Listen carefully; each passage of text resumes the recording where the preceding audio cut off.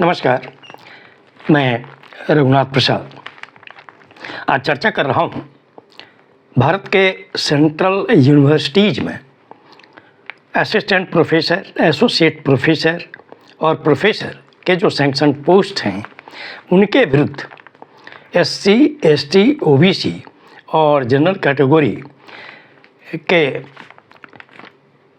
Appointment की क्या स्थिति है, जो वर्किंग अभी स्ट्रेंथ।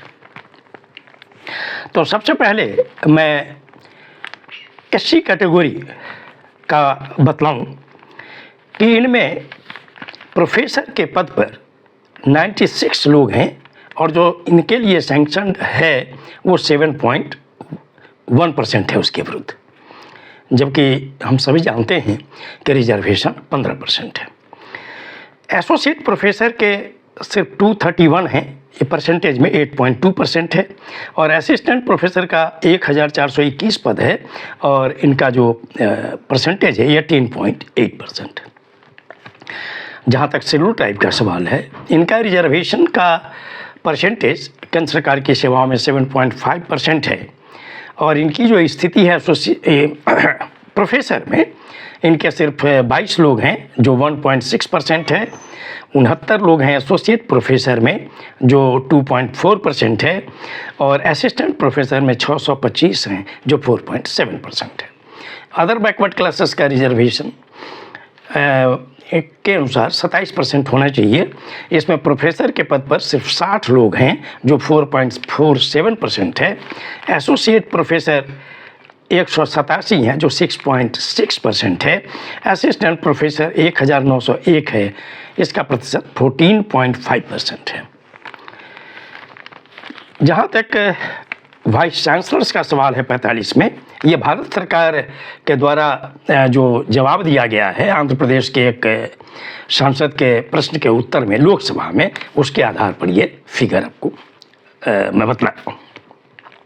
45 वाइस चांसलर्स में जो बैकवर्ड क्लासेस से आते हैं उसमें सिर्फ 5 लोग हैं। निश्चित तौर पर भारत के शिक्षा मंत्रालय को, यूजीसी को इस बात को देखना है और मैं समझता हूँ कि जो national commission of backward classes है उनको निश्चित तौर पर रिव्यू करना चाहिए कि आखिर असिस्टेंट प्रोफेसर में तो चूँकि बेसिक अपॉइंटमेंट है उसमें तो हो जा रहा है, लेकिन उसके बाद एक्सपीरियंस का सवाल है।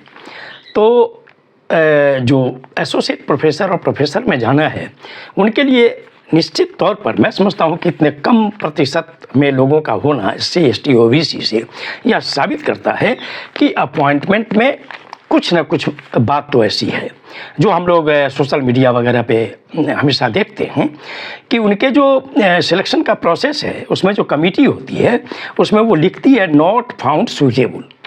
निश्चित तौर पर भारत सरकार को इसको देखना चाहिए कि नॉट फाउंड सूटेबल के लिए जो इंटरव्यू बोर्ड है या कमेटी है उन्होंने कोई कारण या नहीं। अगर बिना कारण के नॉट फाउंड सूटेबल किया जाता है तो निश्चित तौर पर यह मंशा पर सवाल पैदा करते हैं। और इतने वर्षों बाद एससी, एसटी या ओबीसी हो, कम से कम ओबीसी का भी तो 2006 ईस्वी से रिजर्वेशन स्टार्ट हो गया और इसको भी एजुकेशन इंस्टीट्यूट में 93 से नौकरी में है, लेकिन 2006 से एजुकेशनल इंस्टीट्यूशंस में हैं, तो इस अवधि को भी बीते हुए 17 साल हो गए हैं। इसमें निश्चित तौर पर प्रोफेसर और एसोसिएट प्रोफेसर में नंबर बढ़ना चाहिए था और यह भी भारत सरकार को देखना चाहिए कि जो 45 सेंट्रल यूनिवर्सिटीज़ है उसमें जो वाइस चांसलर्स होते हैं या रजिस्ट्रार होते हैं या प्रोवीसी होते हैं, ये सब चूँकि बहुत इंपॉर्टेंट पोस्ट हैं, उसमें कम से कम इतनी हिस्सेदारी तो उनको दी जाए एससी, एसटी और ओबीसी को।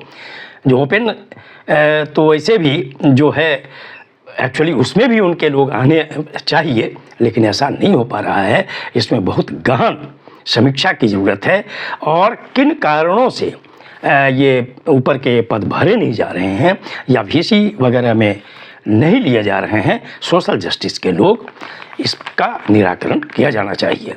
अन्यथा पूरे देश की जनता में ये मैसेज तो जा ही रहा है ना कि जैसे हायर जुडिशरी में सोशल जस्टिस का रिप्रेजेंटेशन नहीं हो पा रहा है जो होना चाहिए, वही स्थिति हायर एजुकेशंस में एसोसिएट प्रोफेसर, प्रोफेसर के पद पर, वाइस चांसलर वगैरह के पद पर है।